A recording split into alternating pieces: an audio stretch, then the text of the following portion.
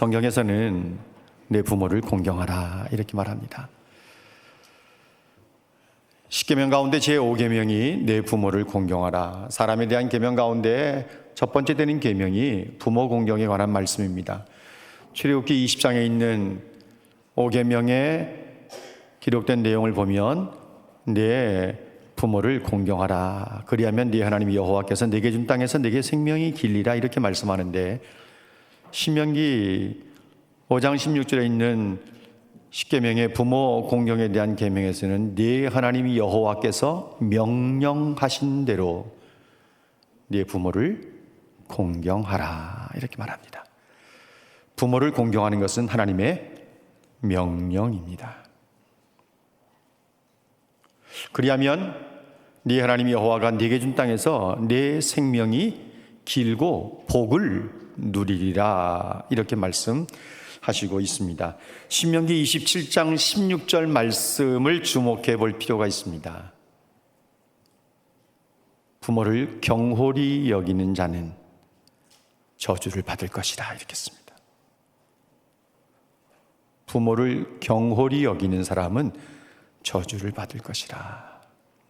경홀히 여긴다는 말은 가볍게 보고 부모님을 함부로 대하는 것을 말합니다. 존중하지 않고 무시하는 언행, 또 우습게 여기거나 깔보는 태도, 이런 것을 경홀히 여긴다 이렇게 말합니다. 부모를 경홀히 여기는 사람은 저주를 받을 것이다. 마태복음 15장 4절 말씀에 아버지나 어머니를 비방하는 자는 반드시 죽으리라.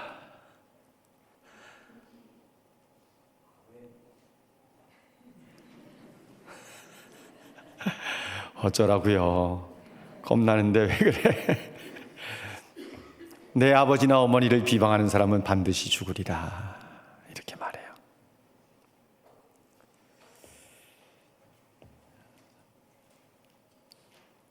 디모데후서 3장 1절 이하에 있는 말씀에 보면은 말세에는 고통하는 때가 이르리니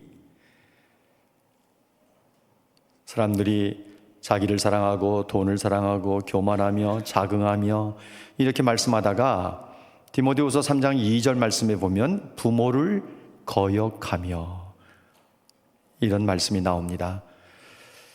마지막 때에 말세에 나타날 현상 가운데 하나가 부모를 거역하는 것입니다. 그래서 고통을 당하게 된다라고 말합니다.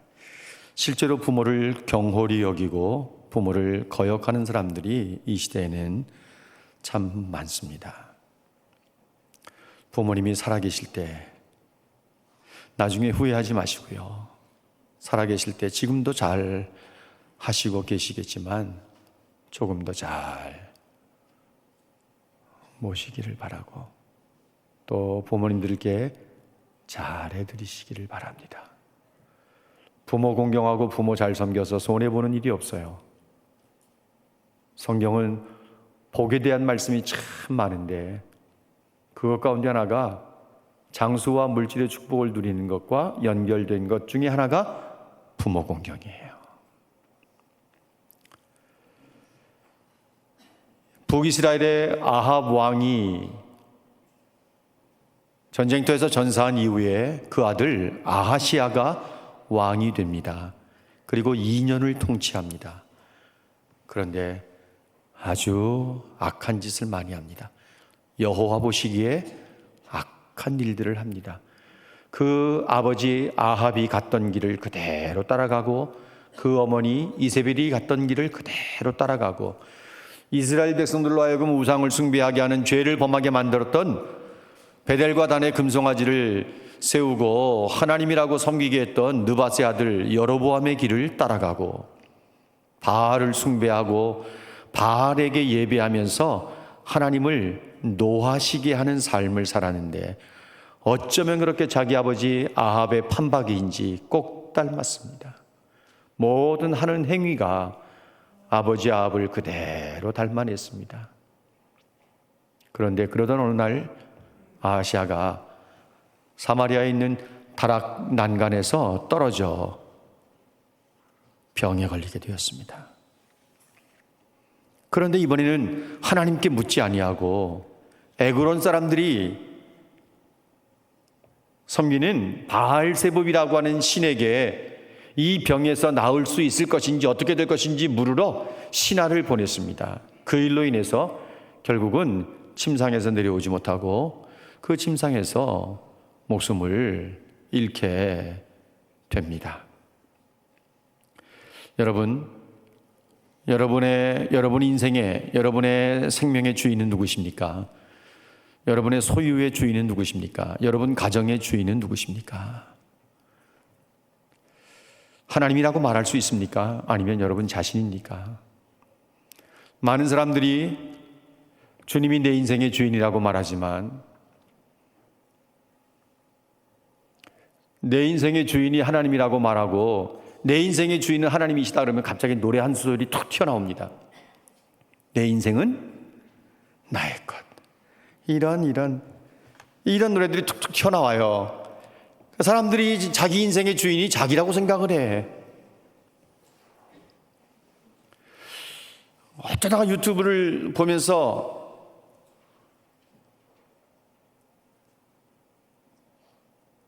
하늘에서 떨어진 별인 줄 알았어요. 몰랐어요. 나는 내가 벌레라는 것을. 이 노래가 나오는데 얼마나 마음에 드는지 이 노래 가사가. 또 이제 원고도 없는 말 한다. 이제 멈춰야지. 제가 기도할 때 그런 기도하고 나와요. 성령께서 내 입속에 할 말을 넣어주셔서 나를 통해서 성령님이 하시고 싶은 말씀 하세요. 내가 그렇게 하고 기도하고 나왔거든요. 변명도 그럴듯하게 잘해요. 우리 인생을 쭉 돌아보면 실제로 많은 예수 믿는 사람들이 하나님이 내 인생의 주인이라고 말은 하지만 실제로는 자기의 삶의 주인은 자기로 생각하고 자기 소유의 주인도 자기라고 생각하고 자기가 원하는 대로 자기가 하고 싶은 대로 자기 인생을 살아가는 경우들이 참 많이 있습니다. 하나님이 우리의 주인이시라고 하면 우리는 무슨 일을 만날 때는 생각할 줄 알아야 합니다. 성경적 역사관을 가진 그리스도인들은 갑작스럽게 무슨 일을 만나게 되었을 때 생각할 줄 알아야 돼요. 왜 물음표를 붙이고 왜 이런 일이 생겨났는지.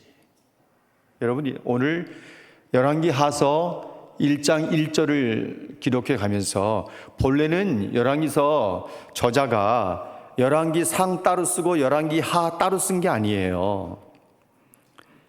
이게 50장 가까이 되는 이 긴 성경을 나중에 70인역에 근거해서 성경을 분리할 때 열왕기 상과 열왕기 하로 나누게 된 것이죠. 그래서 열왕기 상에서는 북이스라엘의 아합 왕의 죽음까지를 다루고 열왕기 하에서는 그 아들 아하시아의 삶을 시작하는데 1장 1절 말씀을 우리가 가볍게 넘길 수도 있는데요. 굉장히 의미가 있는 말씀이에요. 한번 보세요. 1절 말씀에 아합이 죽은 후에 모압이 이스라엘을 배반하였더라. 아주 짧고 단순한 문장이라고 생각할 수 있지만 이 모압이 이스라엘을 배반했다고 하는 이 내용을 통해서 이스라엘의 몰락이 시작됐다고 하는 사실을 열왕기서 기자는 지금 언급하고 싶은 거예요. 아합이 살아있을 때는 힘이 있어서 이스라엘에게서 빠져나올 수가 없었어요. 그런데 아합이 죽고 나고 죽은 이후에 그 아들 아하시아가 왕이 되고 나니까 아하시아의 모습을 보니까 이거 해볼 만하거든요. 그래서 모압이 이스라엘의 속국으로 있다가 이제 자유를 선언하게 되는 것입니다. 빠져나오게 되는 거예요. 전쟁도 불사하겠다는 거죠. 그런데 아하시아가 모압을 다시 찾아오지 못합니다. 그런데 보세요. 2절 말씀에 아하시아 이 왕에게 끔찍한 일이 일어납니다. 다락 난간에서 쉬고 있을 때 다락 난간에서 떨어져서 병을 앓게 된 거예요. 언뜻 생각해 보면 그럴 수도 있지 이렇게 생각할 수 있어요. 그런데 1절 말씀에 아합이 죽은 후에 모압이 이스라엘을 배반했다 이렇게 언급하고 있는데 2절 말씀에는 아하시아 왕이 다락 난간에서 떨어져 병이 들었다 이렇게 연속적인 사건이 이어지고 있는 것을 보면 결코 우연이 아니라는 거예요. 우리가 성경을 보면서 이제 이런 것들이 보일 수 있어야 돼요. 왜? 아니 이 다락 난간을 얼마나 허술하게 만들었기에 이런 일이 일어나. 재수도 없지 운도 들을 게 없네 이렇게 말할 사람들이 있을런지도 몰라요. 신앙이 없는 사람들은 재수부터 따지고 그날의 운부터 따지고 그러겠죠. 그런데 여러분, 아합이 나봇을 죽이고 포도원을 빼앗은 이후에 엘리야 선지자를 보내서 하나님께서 뭐라고 말씀하셨는가 하면 나봇의 피를 개들이 핥은 곳에서 네 피를 핥을 것이라고 하면서 내 집에 재앙이 임할 것이라고 말합니다. 그런데 이 말을 듣고 아합이 너무너무 충격을 받아서 걸음걸이도 천천히 하고 하나님 앞에서 자기를 바짝 낮추고 겸손한 태도를 취하니까 하나님께서 아합의 그 모습을 보시고 긍휼히 여기셔서 아합 시대에는 재앙을 일으키지 않고 그 아들 때에 재앙을 내리겠다 그러세요. 그러면서 아합이 죽은 후에 첫 번째 일어난 사건이 뭐예요? 모압의 배반이에요. 그리고 두 번째 사건이 뭐예요? 왕 위에 오른 아하시아가 다락 난간에서 떨어져 중병이 걸려 죽음에 이르게 되는 일이에요. 여러분, 이것은 결코 우연한 일이 아닌 것입니다. 다락 난간이라고 되어 있는 이곳은 발코니가 있는 왕의 휴식처로 봐야 될 것입니다. 언뜻 보면 아하시아가 잠자다가 졸다가 떨어진 것처럼 생각할 수 있는데 그런 것이 아니라 창문에서 밖을 내려다보다가 나무로, 그 당시에는 전부 다 나무로 만들어진 것들 아니겠습니까? 그러다가 나무 창살이 부서지면서 아래로 떨어진 것으로 학자들은 보고 있습니다. 모압이 이스라엘을 배반한 상황에서 아하시아가 다락 난간에서 떨어져 중병이 걸리는 어처구니 없는 일이 일어난 것은 결코 우연한 일이 아니라 하나님께서 아합의 집에 재앙을 내리시겠다고 하시는 그것에 시동이 걸린 것으로 우리가 봐야 되는 것입니다. 아하시아는 왜 다락 난간에서 떨어졌는데 생각 하나도 하지 않을까? 모압이 배반하고 자기가 다락 난간에서 떨어지고 이런 일이 연이어서 일어나는데 아하시아는 전혀 생각이 없습니다. 어찌 보면 영적으로 무감각한 사람이고 굉장히 무딘 사람이라고도 말할 수 있습니다. 사실 아하시아는 이미 앞에서 말씀드린 것처럼 왕이 되어서 2년을 통치하는데 얼마나 악한 짓을 많이 했는지 몰라요. 아하시아가 왕이 되기 이전에는 아합이, 자기 아버지 아합이 그동안 북이스라엘의 왕 가운데 가장 악한 왕이었어요. 따라올 사람이 없을 정도로 악한 왕이었어요. 그런데 열왕기상 22장 53절 말씀에 보시면 이 아하시아가 자기 아버지 행위를 그대로 닮아낸 거예요. 그러면서 하나님을 노하시게 하는 것입니다. 이런 내용들을 볼 때 모압이 배반한 것도 그렇고 아하시아가 다락 난간에서 떨어져 중병에 걸린 것도 결코 우연한 일이 아니라는 것입니다. 인생은 예상치 못할 때 끔찍한 일들을 만날 때가 있습니다. 그것이 사고가 되었든 질병이 되었든 실패가 되었든 실직이 되었든 물질의 손해가 되었든 인간관계의 파괴가 되었든 간에 원치 않는 정말 힘든 일들을 만날 때가 있습니다. 하나님이 인정하신 믿음의 사람 욥에게도 원치 않는 일이 일어나지 않았습니까? 재산은 그렇다 치고 동방에서 제일 갑부였던 욥이 그 많은 재산을 정말 한순간에 다 잃어버리고, 그건 그렇다 치더라도 10명의 자식이 한 집에 모여서 있었는데 큰 태풍이 불어와서 집이 무너져 자식들 10명이 다 죽고 맙니다. 어떻게 믿음이 그렇게 좋고 하나님께서 인정하신 사람의 집안이 저렇게 한순간에 몰락할 수가 있겠나? 우리 이런 생각할 수 있어요. 모든 것 다 이해할 수 없습니다. 사람들에게 일어나는 일들, 사고가 되었든 사건이 되었든 질병이 되었든 물질의 손해가 되었든 파혼이 되었든 실직이 되었든 간에 우리가 다 이해할 수 없습니다. 그런데 어떤 일들이 일어나면 생각할 수 있어야 합니다. 생각해 볼 수 있어야 돼요. 왜냐하면 전도서 7장 14절 말씀에 뭐라고 말합니까? 형통한 일이 있으면 기뻐하고 곤고한 날에는 뒤돌아보라고 말하고 있지 않습니까? 하나님은 이 형통함과 곤고함을 번갈아 가면서 사용하시기 때문에 사람들 가운데 장래일을 능히 알 수 있는 사람이 세상에는 아무도 없답니다. 아무리 신앙이 좋아도 장래일을 미리 알 수 있는 사람이 없어요. 왜? 하나님께서 그렇게 만들어 놓지 않으셨어요. 그래서 성도의 삶 속에 형통함이 이루어져서 쭉 가면 좋은데 계속해서 형통함이 이루어지면 백발백중 교만이 찾아와요. 계속 공부하다 보면 내가 정말 믿음으로 살려고 이렇게까지 몸부림하고 금식하고 정직하게 살려고 신앙으로 살려고 애를 썼는데 하나님이 이렇게 회복시키시지 않고 곤고한 가운데 떨어뜨려 놓으신다고 낙심해서 신앙이 떨어질 수도 있고 시험이 들 수도 있어요. 그래서 하나님께서는 형통함과 곤고함을 번갈아 가면서 쓰시는 거예요. 어떨 때는 형통함도 주시고 어떨 때는 한 번의 충격요법도 쓰셔서 정신을 번쩍 차리게 하시는 거죠. 우리는 무슨 일을 당하면 생각할 수 있어야 돼요. 왜요? 그 속에 하나님이 원하시는 답이 있어요. 답이 있어요. 그리고 무슨 일을 만나든지 예수를 믿는 우리들이 보여야 될 첫 번째 반응은 감사예요. 감사. 모든 것이 합력하여 선을 이루실 줄을 믿고 우리에게 유익하게 만들어 가실 것을 믿고 무슨 일을 만나든지 우리는 무조건적이에요. 이거는 첫 번째로 감사로 반응할 수 있어야 돼요. 하나님이 우리의 주인이시라면 우리는 무엇이든지 하나님께 물어야 합니다. 다락난간에서 떨어졌어요. 몸을 제대로 움직일 수 없는 상황이 되어버리고 말았어요. 병에 걸렸습니다. 왕이 신하들을 보냅니다. 이스라엘의 왕 하나님이 계신데 하나님께 물으러 보낸 것이 아니라 선지자들도 있는데 그 당시 유명한 엘리야도 있고 준비되고 있는 엘리사도 있고 그런데 선지자들에게 보내지 않습니다. 블레셋 사람들의 신 바알 세부백에 이 병이 어떻게 될 것인지 알아보라고 블레셋 5대 성읍 가운데 하나인 에그론으로 신하들을 보냅니다. 그러다가 엘리야를 만납니다.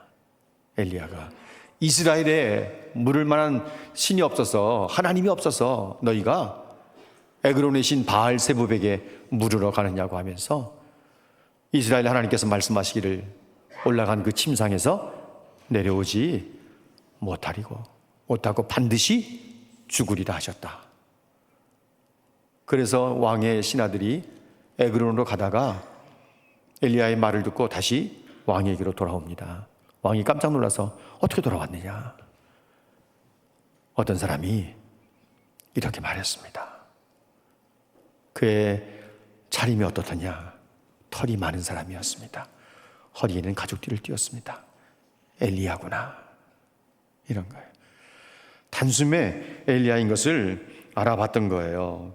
여러분, 하나님의 백성들에게 주신 특권 가운데 하나가 있다면요, 무슨 일을 만날 때 하나님께 물을 수 있다는 거예요.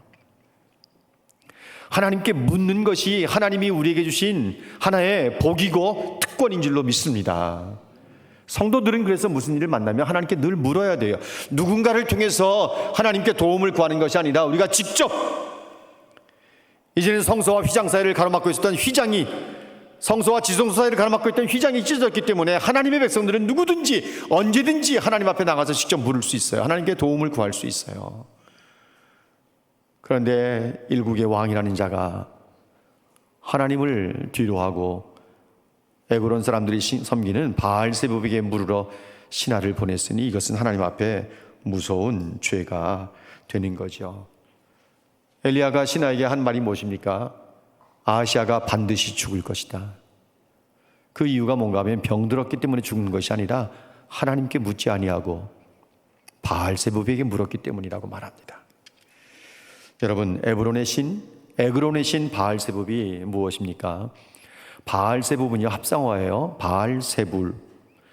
바알은 주, 남편 이런 뜻이 있고요. 세불은 파리, 날벌레 이런 뜻이 있어요. 이 두 단어가 합쳐서 바알세불이 되었거든요. 그러니까 이것은 파리의 주인, 날벌레의 주인, 이런 뜻을 가지고 있는 거예요. 파리의 형상으로 만들어진 우상. 이 바알세붑은 파리의 형상대로 만들어진 우상이에요. 에그론이라고 하는 이 성읍은요, 블레셋의 5대 도시 가운데 하나예요. 가사, 가드, 에스글론, 에그론, 이렇게 5대 성읍 가운데 하나예요. 이 에그론 사람들이 섬기는 신이 바알세붑이에요.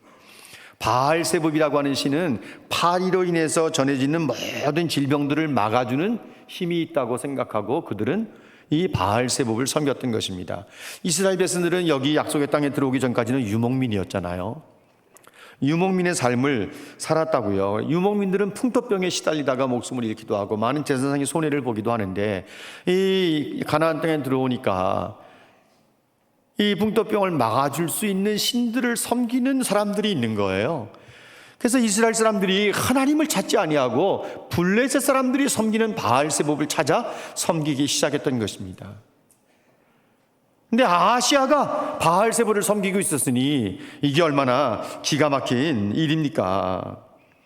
지역신의 노여움을 진정시키기 위해서 바알신을 섬기기도 하는 아하시아가 바알세붑에게 물으러 신하들을 보낸 거예요. 그러니까 파리의 형상을 지닌 바알세붑에게 신탁을 구한 거죠. 살 것인지 죽을 것인지. 여러분 한번 생각해 보세요. 우리가 파리에게 신이시여 이러면서 내 앞날이 어떻게 될 것 같습니까? 이렇게 묻는다면 이게 기가 찰 일이진 거죠.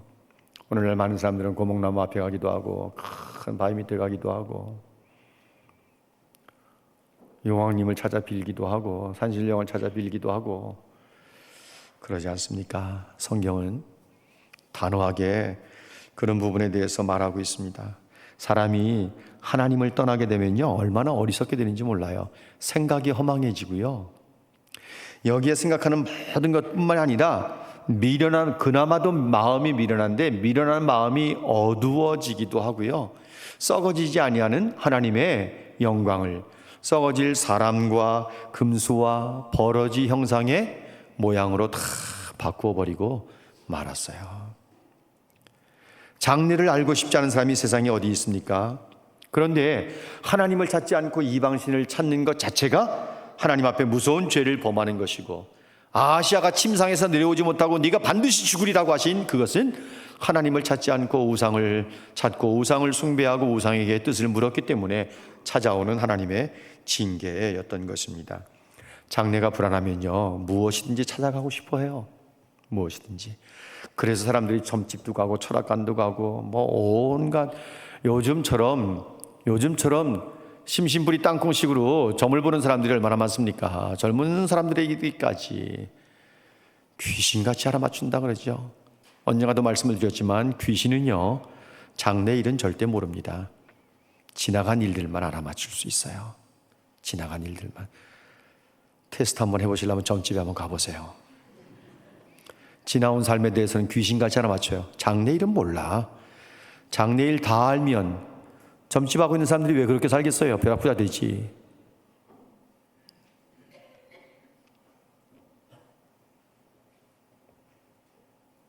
사울 왕이 블레셋과의 마지막 전쟁을 치를 때 그 전쟁에서 길보아산 전쟁에서 죽지 않습니까?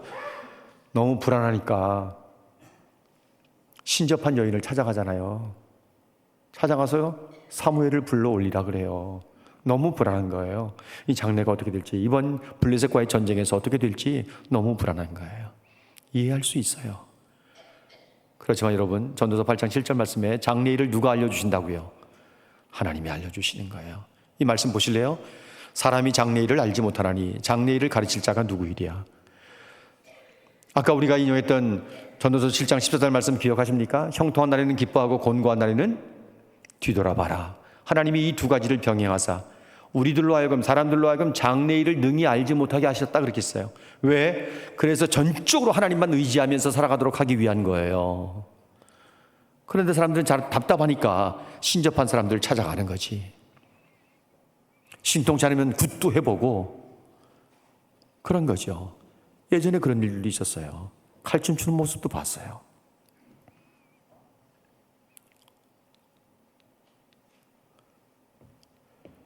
원고에 없는 얘기가 자꾸만 입에서 돌아가지고 제가 지금 망설이고 있는 거예요. 여러분 생각해 보세요. 하나님께서는 이 전도서 8장에서도 분명하게 말하지 않습니까? 사람의 장래일을 누가 가르쳐 주겠느냐는 거예요. 하나님 외에는 가르쳐 줄 사람이 없어요. 바벨론의 느부갓네살 왕이 큰 신상의 꿈을 꿨습니다. 머리는 금으로 되고 가슴은 은으로 되고 허리는 노수로 되어 있고 양쪽 다리는 쇠, 그리고 발은요 한쪽은 철로 되어 있고 한쪽은 진흙으로 되어 있고, 이것이 느부갓네살은 금이고 이 바벨론이 페르시아에 망하지 않습니까? 페르시아는 은이고, 그리고 페르시아는 헬라에 망하지 않습니까? 헬라는 알렉산더가 죽은 후에 사분오열되고 로마에 망하게 된다고요. 그런데 바벨론네살 왕이 꾼 그 신상의 꿈은 장래일을 알려주시기 위해서 느부갓네살에게 보여주신 거예요. 그런데 꿈을 꿨는데 하나도 생각이 안 나는 거예요. 술사들, 박사들을 박수들을 다 불러 모았습니다. 내가 꿈을 꿨는데 생각이 나지 않는다. 꿈을 알아오고 해몽도 해라. 그러니까 술객들이나 박사들도 깜짝 놀란 거죠. 아니, 꿈을 꿨으면 얘기를 해줘야 해몽을 하지. 꿈꾼 이야기 내용도 다 잊어버렸는데 느부갓네살은 그것까지도 알아오라는 거예요. 그리고 해몽도 하라는 거예요. 그러면서 기한을 달라고 하니까 느부갓네살이 다 죽여버리라고 하거든요. 그런 이야기를 듣고 다니엘이 친구들과 함께 왕에게 다니엘이 들어갑니다. 기한을 주시면 제가 알려드리겠습니다. 그리고 친구들과 함께 와서 하나님 앞에 기도하기를 시작하는데 하나님께서 느부갓네살이 꾼 꿈을 많이 보여주시는 거예요. 그리고 그 꿈에 대한 해몽도 해주셨어요. 그리고 느부갓네살에게 들어가서 다니엘이 꿈을 해몽하기 시작합니다. 머리는 금이고 가슴은 은이고 이러면서 꾼 이야기를 해주고 해석까지도 다 해주는데 그 결론이 뭔가 하면 다니엘서 2장 29절 말씀에 보면 장래일을 왕에게 알려주시기 위함입니다. 여러분, 장래일은 누가 알려줘요? 하나님이 알려주시는 거예요. 이사야 8장 19절 말씀에 우리에게 하나님이 있는데 누구를 찾아갑니까? 누구를 찾아가요? 하나님께 구할 것이 아니냐? 백성이 자기 하나님에게 구할 것이 아니냐? 산자를 위하여 죽은 자에게 구하겠느냐? 아니, 우리를 다 살아있는데 점을 지는 죽은 자들에게 가서 앞날을 물어봐야 되겠느냐고요. 이사야 45장 11절 말씀에 뭐라고 말합니까? 여호와께서 장래일을 내게 물으라 그랬어요. 네 자식들의 일도 내게 물으라. 내 손이 한 일이 있지 않느냐. 그러면서 12절 말씀에는 무슨 말씀이 기록되어 있는가 하면 천하만상 삼라만 천하에 있는 모든 것들 다 내가 만들지 않았느냐. 우주 내가 만들었다. 하늘과 땅과 바다와 그 가운데 있는 모든 것들 다 내 손이 만든 것 아니냐. 너희가 누구에게 물으려고 하냐? 내게 물어. 내게. 장래일 내게 물어라. 네 자식들의 일도 내게 물어라. 그런데 사람들은 이 귀한 말씀들을 놓치고 불안해하고 두려워하고 걱정하고 염려하고 어쩔 줄을 몰라요. 장래일이 불안하고 두렵고 걱정되고 염려가 되십니까? 하나님께 물으세요. 하나님께 물으세요. 하나님께 물으시면 하나님이 답하시고 인도에 가실 줄로 믿습니다. 잠언 3장 5절 6절 말씀에 뭐라고 말씀하는지 한번 보세요. 마음을 다하여 여호와를 신뢰하고 내 명철 똑똑하다는 거 의지하지 말아라. 여러분, 하나님의 지혜와 우리의 지혜를 어떻게 비교할 수 있겠습니까? 그런데 자꾸 머리 좀 있다고 IQ 높다고 세상 경험 있다고 내세우지 말아야 되는 거예요. 6절 말씀에 범사에 모든 일에 여호와를 인정하라. 그리하면 내 길을 지도하시리라. 여기 지도한다는 말은요, 형통하게 하신다는 말씀이에요. 세 번역은 그렇게 번역했어요. 하나님이 우리를 형통하게 하신다. 하나님께 물으십시오. 하나님께서 응답하시고 하나님께서 도와주실 줄로 믿습니다. 하나님이 주인이시라면 우리는 하나님을 의지하면서 살아야 합니다. 생사가 하나님께 달려있는 거예요. 생사가. 아하시아가 이야기를 듣고 이 엘리야인 줄 알고 50명의 신하를 관리하는 50부장과 50명의 신하를 보내서 엘리야를 데리고 오라고 말합니다. 그런데 태도가 영 교만하기로 말할 수 없는 거예요.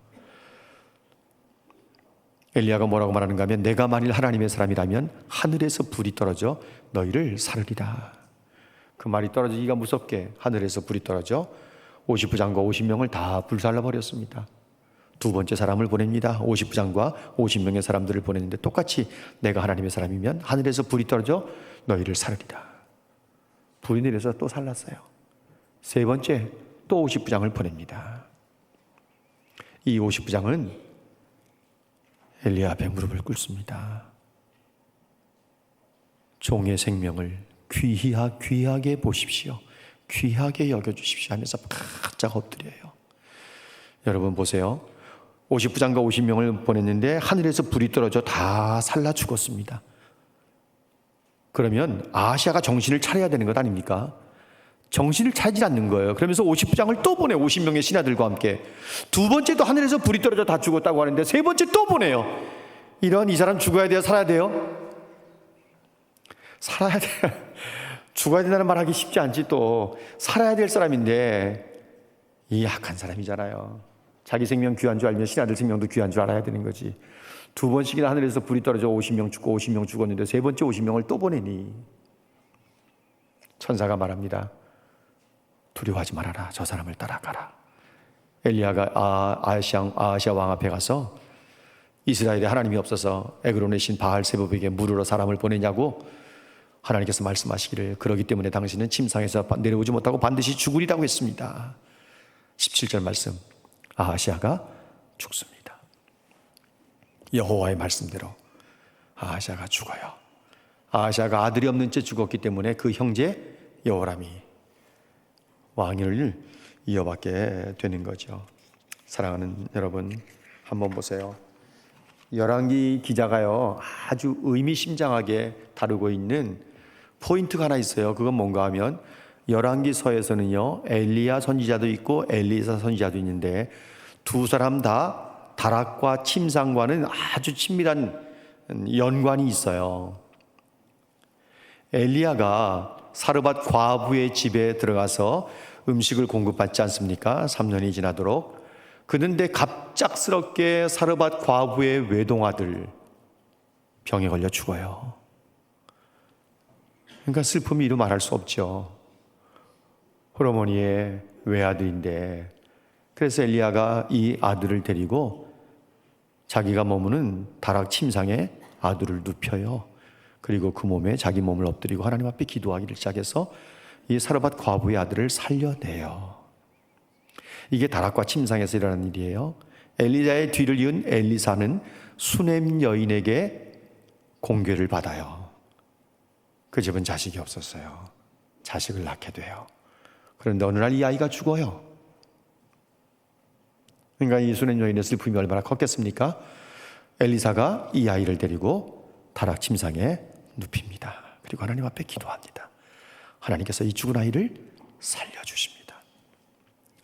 열왕기서 기자가 엘리야도 그렇고 엘리사도 그렇고 다락과 침상은 선지자들에게 있어서는 생명을 주는 기적의 장소인 것을 말하고 있는 거예요. 그런데 후서에 처음 등장하는 아하시아가 다락 침상에서 일어나지 못하고 결국은 그 자리에서 죽었다고 하는 것은 우상을 숭배하고 하나님께 묻지 아니하고 우상에게 물은 것에 대해서 하나님의 징계가 이루어지면서 아하시아는 그 침상에서 일어나지 못했다고 하는 것을 말씀하고 있는 거예요. 생사여탈권이 누구에게 있는 거예요? 하나님께 있다는 사실을 아하시아의 죽음을 통해서 말씀하고 있는 거예요. 여러분, 이 거듭 이야기하지만 열왕기상 열왕기하서는요 이 시대에 기록된 게 아닙니다. 수백 년의 역사를 가지고 있는 이 왕사가 무슨 기자가 수백 년을 살았겠어요.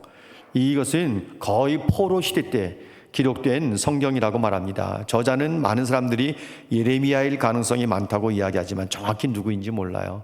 이것은 포로 이후 시대의 사람들에게 읽혀진 성경이에요. 그들이 역사를 보면서 하나님 앞에 정신 차리고 바른 삶을 살도록 하기 위해서 하나님이 기자를 통해서 이 성경을 기록하게 만들어 놓은 것이죠. 아하시아는 하나님이 자기에게 큰 의미가 없었고요. 병이 들어도 생각할 줄 몰랐고요. 하나님께 물을 줄 몰랐고요. 자기의 생사가 하나님의 손에 달려있다는 사실조차도 몰랐던 것입니다. 우리 인생에 많은 일들을 겪을 수 있습니다. 무슨 일을 만나든지 우리는 생각할 수 있어야 되고 하나님께 물어야 되고 하나님 의지하면서 살아가는 사람들이 될 수 있기를 바랍니다. 부모님을 향한 최고의 효도는 뭐니 해도 뭐니가 아니에요. 머니가 생명을 줍니까? 오직 예수, 그분이 생명을 주세요. 아직도 예수를 모르는 부모님들 많이들 계실 텐데 더 늦고 후회하기 전에 예수를 전하시고 구원을 받을 수 있도록 기도하면서 잘 준비했다가 날을 잡아서 극진히 대접을 하고, 아들의 평생 소원 하나 있는데, 이 딸의 평생 소원 하나 있는데 아버지 내 말 좀 잠깐 들어보라고, 그러면서 복음을 전하고 성령의 감동으로 마음이 열려 예수를 영접하고 구원을 받고 인생의 자유를 얻고 노년이 더욱더 행복하게, 노년이 정말 좀 아름답게 맞춰질 수 있도록 그렇게 만들어 가실 수 있기를 바랍니다. 예수를 믿는 부모님들을 위해서는 더 많이 기도하시고, 정말 노년이 불행한 것이 아니라 행복하게 오래 앓지 않으시고, 욕심 같으면 9988-234잖아요. 99세까지 팔팔하게 사시다가 2, 3일 앓고 사흘 돌아가신다. 이런 걸 어디서 만들어냈는지 몰라. 이건 뭐 성경 아니니까 우리 관심 들 필요 별로 없지만, 이왕이면 하나님 자녀들이 건강하게 사시다가 큰 병 없이 돌아가시는 것이 그게 얼마나 복입니까? 여호와가 우리의 주인이신 줄 믿습니다. 여호와께서 집을 세우지 아니하시면 세우는 자의 수고가 헛되고, 성을 지키지 아니하시면 국군들이, 육해공이 이 나라를 지킨다 해도 헛될 수밖에 없는 거예요. 졸지도 아니하시고 주무시지도 아니하시는 분은 하나님이세요. 바라기는 우리 모든 성도들이 하나님이 여러분의 인생의 주인 되시고, 여러분의 소유의 주인 되시고, 여러분의 가정의 주인 되시도록 해서 무슨 일을 만나든지 하나님 앞에 생각하고 하나님 앞에 묻고 하나님만 의지하면서 하나님이 우리 가정의 주인 되시도록 하는 삶을 살아내는 하나님의 백성들이 되시기를 주님의 이름으로 축복합니다.